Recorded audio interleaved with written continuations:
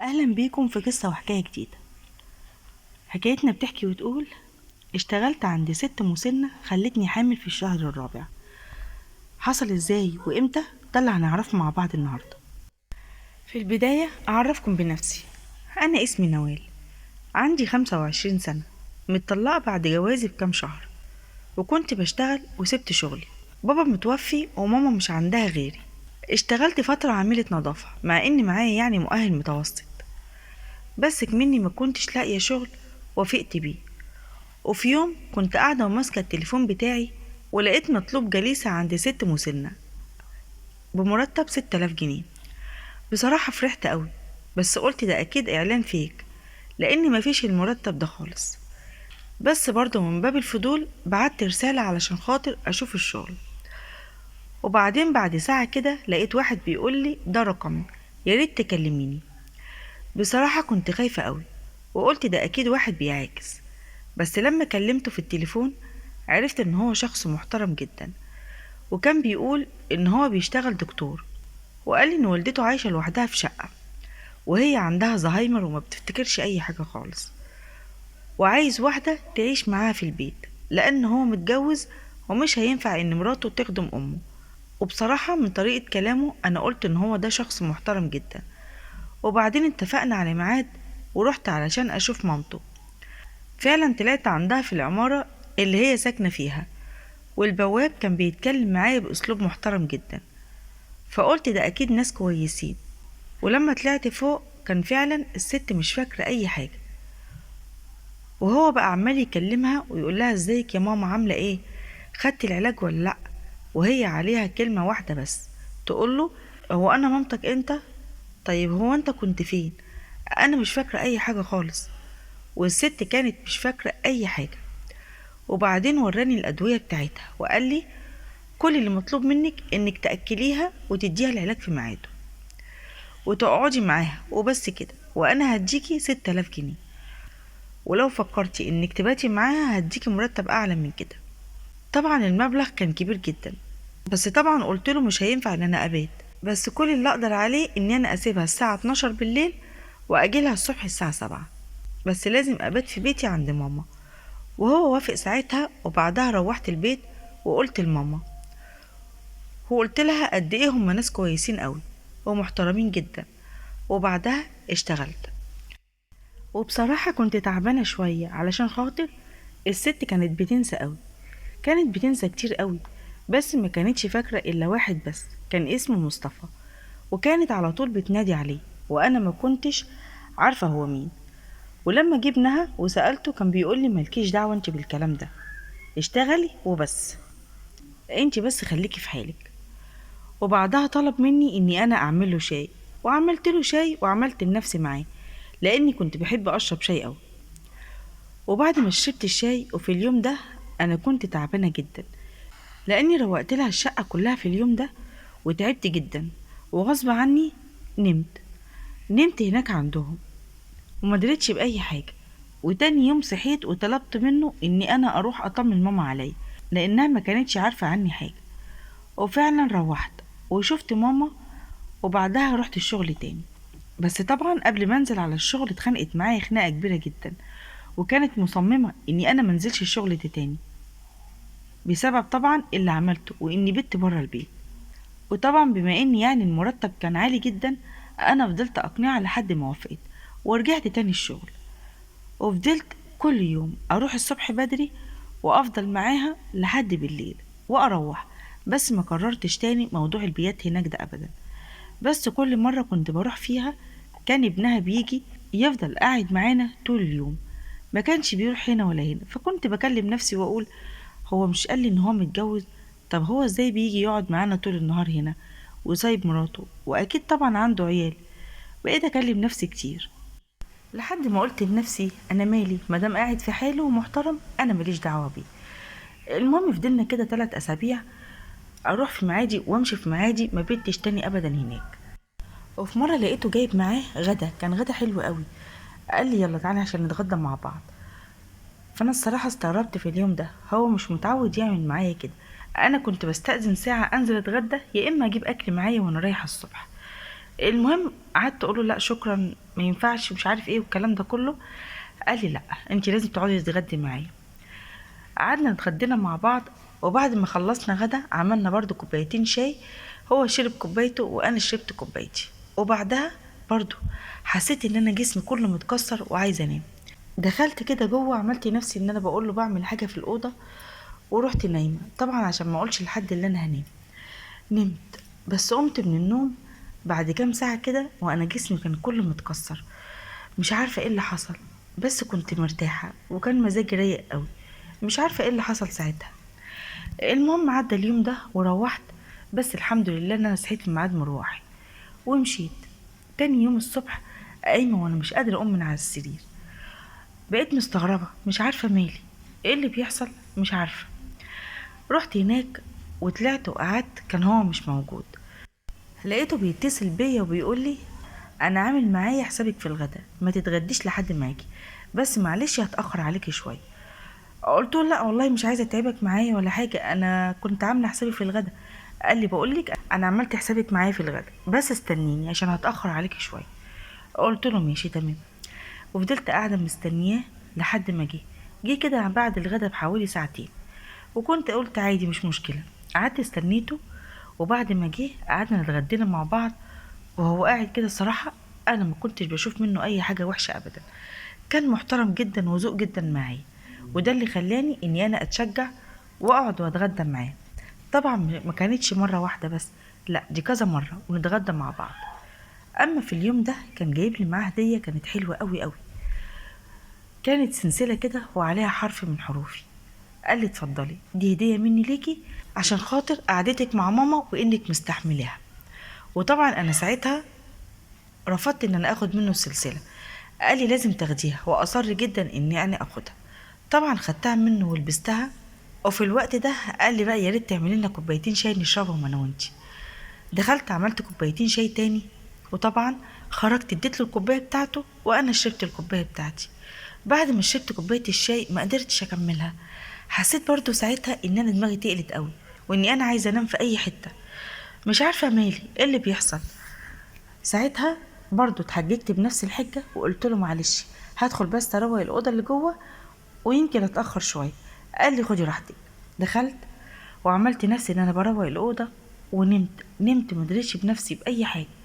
بس في الوقت ده طولت قوي في النوم، قمت بنفس الحكايه، جسمي كله متكسر، وحسيت كده في هدومي ان في حاجه كده غريبه. بقيت اكلم نفسي اقول ازاي، طب ازاي ده حصل، هو انا مش دريانه باي حاجه. قمت من مكاني وانا حاسه ان في حاجه غريبه حصلت، بس ما ركزتش. خدت بعضي ومشيت، بس كان الوقت ساعتها متأخر، كانت على الساعة 1 بالليل. روحت طبعا ماما عملت معايا مشكلة كبيرة تاني، وقالت لي ساعتها انتي ليه بتتأخري.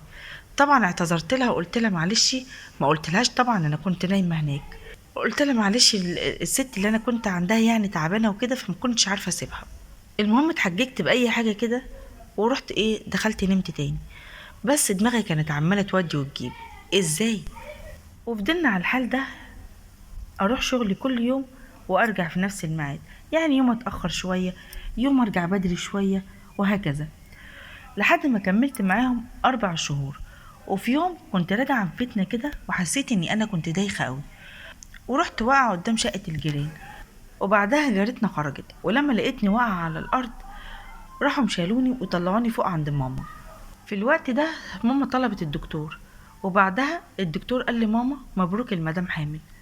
ماما اول لما سمعت كده فضلت تصوت، وانا فقت على صوت صوتها وما كنتش فاهمه في ايه اللي بيحصل. ولقيتها عماله بتضرب فيا وقالت لي على الدكتور اللي قاله لها.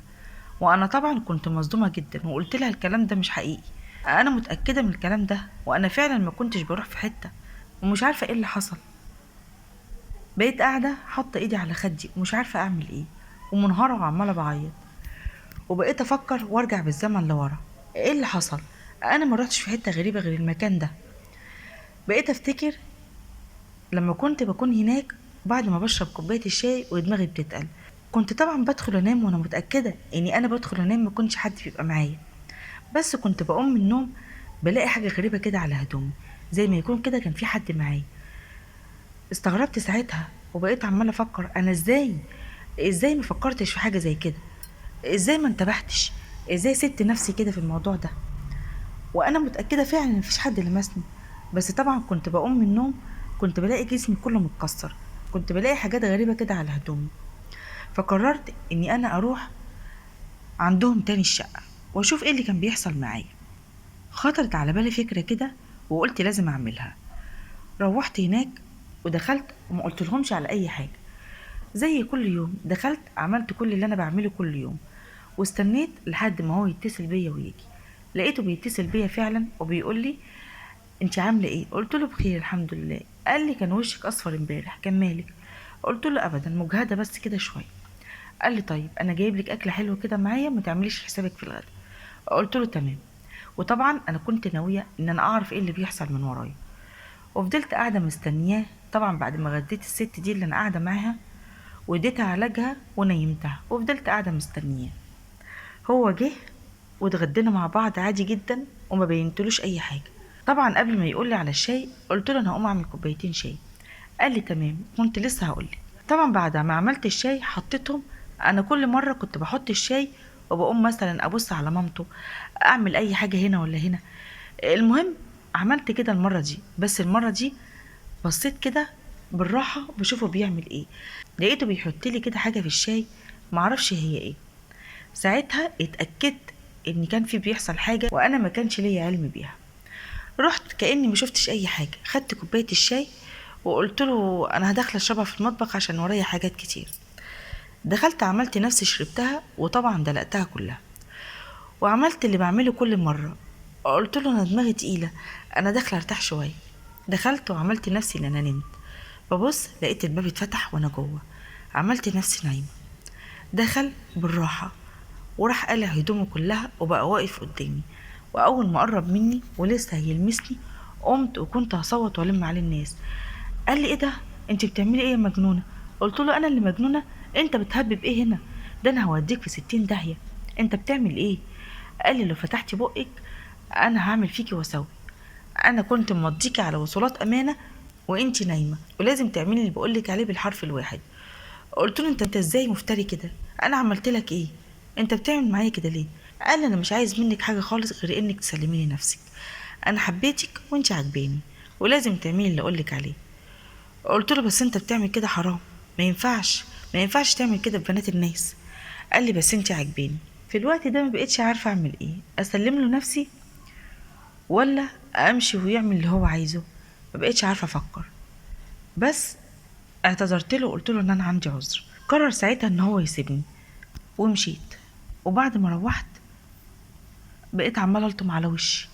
اعمل ايه؟ طبعا ما قلتش لماما على اي حاجه عشان ما تزعلش مني ولا تقولي ان انا قلتلك ما تروحيش هناك تاني. فضلت افكر اعمل ايه، ما بقيتش عارفه اتصرف ازاي.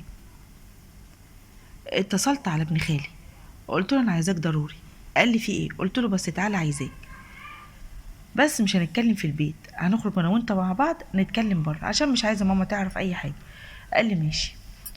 رحت وقابلته بره وقلت له على اللي حصل كله. قال لي ازاي؟ ده انا هموته، ده انا هعمل وهسوي. قلت له لا، انا مش عايزه اوديك في داهيه، احنا نلعبها صح ولازم الولد ده يتعلم الادب. قال لي تمام، ايه اللي في دماغك نعمله؟ قلت له اول حاجه تجيب 2 صحابك معاك وانا هطلع، واول ما يجي هرن عليك تطلع. قال لي ماشي. رحت تاني يوم وعادي جدا ما عملتش اي حاجه وكاني ما فيش اي حاجه. اتصل بيا كالعاده وقال لي عامل حسابك في الغدا؟ قلت له تمام، مستنياك على نار، انا خلاص بقيت دلوقتي فاضيه ومستنياك. قال لي بجد؟ يعني انت بتتكلمي بجد؟ هنعمل كل حاجه مع بعض وانت راضيه؟ قلت له تمام كل حاجه، ده انت وحشتني قوي. وطبعا فضلت اقول له كلام كده اي حاجه علشان يصدق اني انا ايه، مقتنعه ان هو يعمل معايا حاجه. المهم جه وقعدنا اتغدينا مع بعض وكل حاجه، ودخلته الاوضه وقلت له بس ثواني وراجع لك. قلت له بس عندي سؤال ليك. قال لي ايه؟ قلت له الصلاه اللي انت مضيهاني هي فين؟ قال لي ما تقلقيش معايا. قلت له معاك فين؟ قال لي في جيبي، ما بسيبهاش طبعا، انت عبيطه؟ ممكن اسيبها في اي حته تضيع مني؟ قلت له خلاص ماشي، انا مأمناك طبعا ومش مخوناك. قال لي ايوه كده، دي باين عليها هتحلو. قلت له قوي. ثواني بس وراجع لك. خرجت من الاوضه وقفلت عليه الباب وجري دخلت على المطبخ واتصلت بابن خالي. قلت له جاهز؟ قال لي جاهز.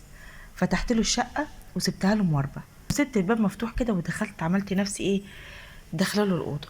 وفجاه ابن خالي ودخل عليا الاوضه جوه، مسكه وكتفه، والاتنين صحابه فضلوا يضربوا فيه.